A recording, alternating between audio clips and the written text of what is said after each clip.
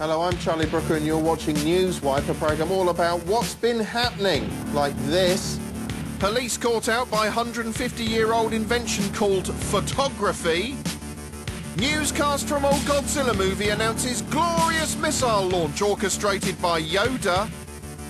And brave crew managed to expel unwanted seamen. Latest reports suggest they've now beaten off the pirates. But we're not starting with that, we're starting here. You know how nerve-wracking it can be hosting a party. First you sit around wondering if anyone's going to show up, and then when they do, you've suddenly got to deal with all these disparate groups of bloody friends who've never met before, and you have to make bloody small talk with them all until you lose all sense of your own identity, and then the nerves get to you and you drink too much and you wind up making an embarrassing bloody spectacle of yourself. Or is that just me? Anyway, the other week, Prime Minister Gordon Brown, or Prime Minister Gordon Brown as we like to call him, had to throw the most important party of his life, the G20 summit. In case you're wondering, the G20 actually consists of 29 of the world's largest economies, so it's good to see they can count. Anyway, these 29 economic groups have banded together to refer to themselves by the gangster rap nickname of G. Why? Because they think it makes them sound cool. It's grown in size over the years. Last time it was the G10, before that the G8, the G5, and of course the worst incarnation, G4, seen here turning TOTP into an audio blast of silage. Look at the stars, look how they shine for you. The point of the summit, of course, was to reach an international consensus on how to save the world from Money-geddon, the crisis no one really understands. And they possibly don't really understand it because the experts wheeled out to explain it are so uneasy on the eye, it's hard to listen to what they're saying or even tell them apart. Even Channel 4 News didn't know which ugly financial bloke to cut to. Hernando de Soto, where are you on fiscal stimulus? Well, I think fiscal stimulus is something that has to be done. And when they do cut to the right one, said expert tends to say something like, oh, it's very simple, and then immediately follow that up by saying something that doesn't make any sense to human ears. It's very simple. The Bank of International Settlements recently said that they figured that there was about $1,200 trillion worth of this paper, which is a semi-liquid paper. What does that mean? Even financial expert Will Hutton has to laugh nihilistically in the face of this madness. Come the big day itself, the news solved the problem of keeping the viewer interested in the notoriously dry and impenetrable subject of global macroeconomics in the simplest way possible, by not really bothering. Instead, it largely concerned itself with repeatedly coming in its pants about Saint and Saintess Obama. Every aspect of Barack's Guitar Hero World Tour was covered in breathless detail. First, GMTV told us he'd arrive in a flurry of bad clip art. This is like an old Amiga game or something. And Channel 4 News breathlessly pored over every detail of his Super Knight Rider-style Death Race 2000 mega car, the Beast. On board the car they called the Beast, defence systems are said to include pump-action shotguns, night vision cameras and tear gas cannons. This is basically hardcore pornography for people who really love cars. The wheels are reportedly Kevlar reinforced with steel rims to allow driving even without tyres. Meanwhile, Downing Street did its best to impress Obama by rolling out the red carpet, even if it did take 5 British workmen to fit the thing. As the next morning dawned, if you tuned into BBC Breakfast looking for local or travel news, you could just about fuck off. If you've just joined us, you're waiting to see your local news and travel summary, then apologies, but we are following the breaking news story. Because they were busy training their cameras on a road St Obama might glide down any moment. But didn't. Now they snuck out somehow. Well, they must have an invisibility cloak or something like that, I should think.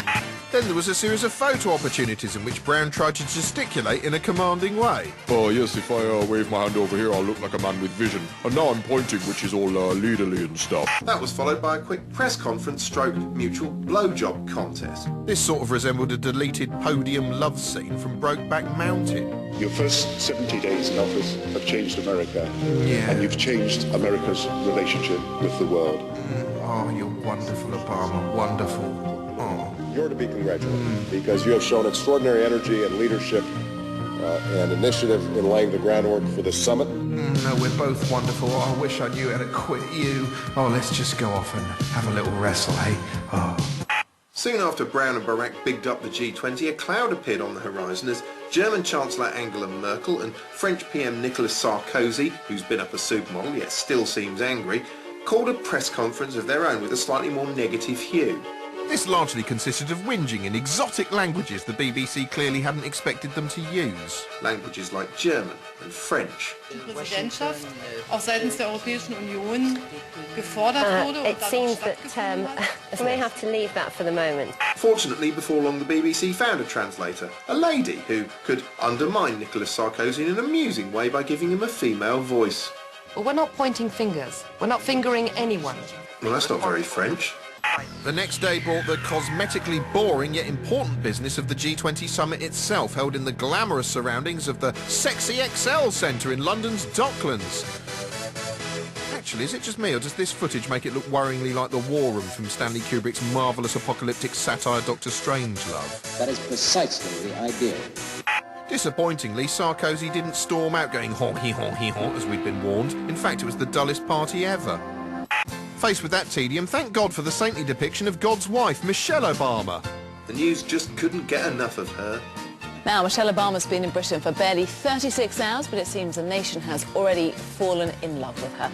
Once again, she was the belle of the ball as she outshone the other First Ladies at a Downing Street dinner last night. There she is, looking gorgeous. She just gets it right every time, Michelle Obama. Obama, you know, Barack, I don't know who I fancy more. She wears so many vibrant colours, which again is very brave, isn't it? But it's a joy. Oh, why don't you both just kiss her while I watch from inside a cupboard? Sky were all over Michelle Magdalen's visit to a school in Islington to heal the world by hugging it better, one photo opportunity at a time. This was so inspiring, the blessed receivers of the Bicep One's embrace were called to the studio the next day to relive the moment. What was she like? She was absolutely amazing. She really was. She was really pretty and warm and loving and welcoming and so nice. Anyway, once the party itself was over, what had been decided? Well, no fiscal stimulus agreement, but there was some blah about clamping down on tax havens, some regulation and anti-protectionist promises. Oh, and a bit of half-hearted whiffle about the environment, which means we're probably all going to die.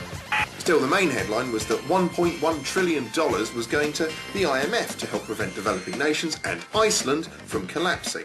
This was sort of good news for Gordon Brown, who could try and claim it as a victory, so he did. This is the day that the world came together. Yeah, on an economic biscuit.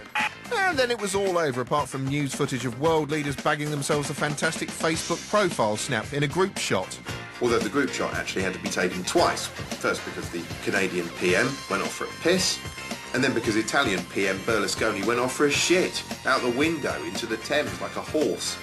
Anyway, for Gordon Brown at least, the G20 will chiefly be remembered for giving him a short-lived popularity boost. Brown gets a bounce from the G20 summit. Ah, brown pole, I see, it says there on the screen. Nothing funny there, I'm just pointing it out. It says brown pole on the screen. Brown pole. Brown pole. Lots of important things have happened recently, but we're not going to look at them right now. We're going to look at the week in bullshit. Money-geddon! And having failed to depress the nation to death with Dermot's economic cycle a few weeks back, Sky News unveiled their new tactic, Recession Day, starring a demoralising on-screen meter showing how deep in the shit we are. Well, you can see it there at the bottom of your screen, our debt counter getting on for £39 million. Oh dear.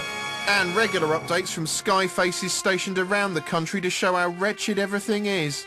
The end result was the most depressing broadcast since that Alan Yentov series about the guitar.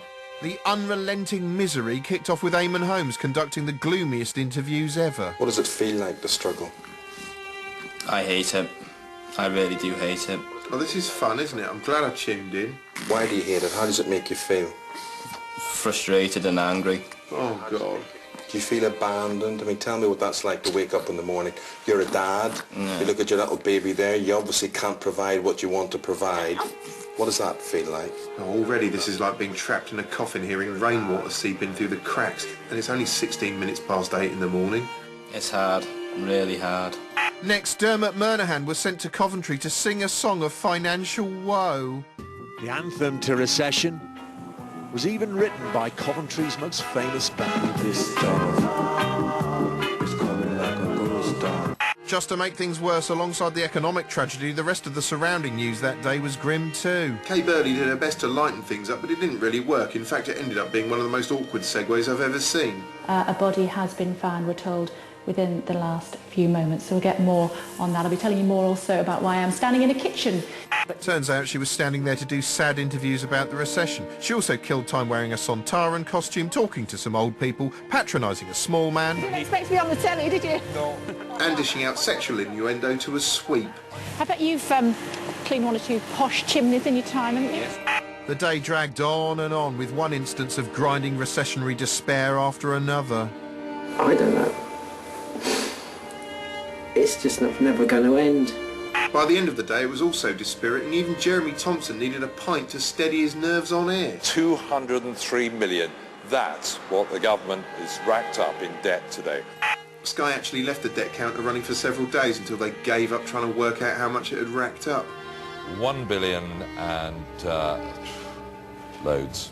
Now, health is one of the most important things you have, unless you own a really expensive car. But can you trust what the news has to say about health and science? Well, the Daily Express recently claimed that breathing in can give you a heart attack. But what does a real doctor think? Here's journalist Dr. Ben Goldacre of the Bad Science column with his view on the MMR scandal. It's his view. How journalists decide on what makes a good science story has got very little to do with what's true or what's actually got any evidence behind it.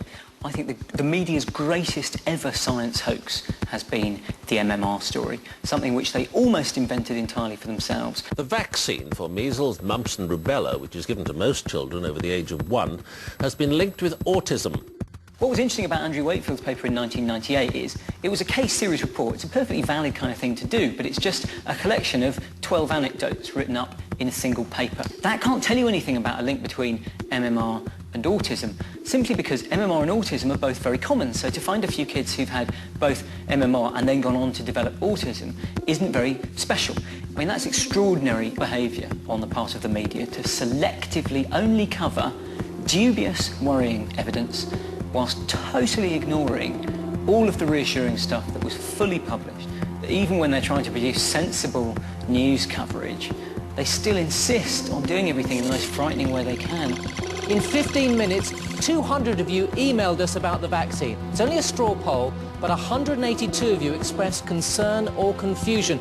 If you talk to journalists and say, why did you go to town on this evidence that was clearly not supporting the hypothesis that MMR causes autism, all they will ever say to you is, well, there was an expert from a medical school telling us that this was true. Proper scientists with a good publication record of doing sensible work were publishing exactly the same kind of research, but showing negative results, and they were completely ignored. That was because the story had become a political story more than a science story. MMR kicked off properly in 2002 when a little boy called Leo Blair became old enough to have the MMR vaccine. He still won't confirm that his son Leo has had the triple vaccine. They said at the time that this was because of privacy concerns, that we must respect their right to privacy, an argument which is slightly undermined by the fact that Cherry Blair has now since written in her autobiography about the actual fuck which conceived the child. Once the story became about Leo Blair, it was suddenly the domain of generalist journalists, the glamorous, more famous columnists, the people who normally would be telling us about a very funny thing the au pair said on the way to a dinner party, were suddenly giving the nation incredibly complex health advice on matters of immunology and epidemiology. Andrew Wakefield's up in front of the GMC and an entire nation of journalists are queuing up to blame him, one man, as the scapegoat for their crimes. And that just goes to show, really, how little they understand their role in all of this. For his supporters, Andrew Wakefield is a hero, and despite prompting a major health scare, he seemed unrepentant. No regrets, thank you. The journalists' fantasy about MMR causing autism has run for 10 solid years.